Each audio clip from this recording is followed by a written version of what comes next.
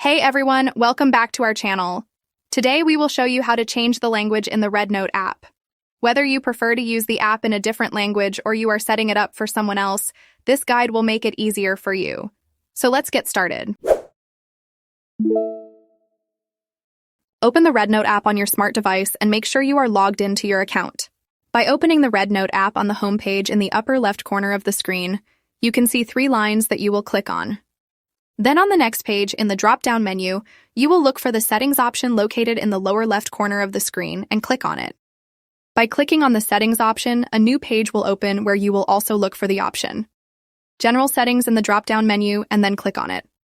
The app will open the next page where you will scroll down to the Languages option and click on it.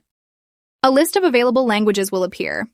Scroll through the list and tap on the language you want to use. The app will automatically update to the selected language. Some apps may require you to restart them for the changes to take effect. If prompted, simply close and reopen the app. And that's it! You have successfully changed the language in the RedNote app. Now you can enjoy using the app in the language that suits you best.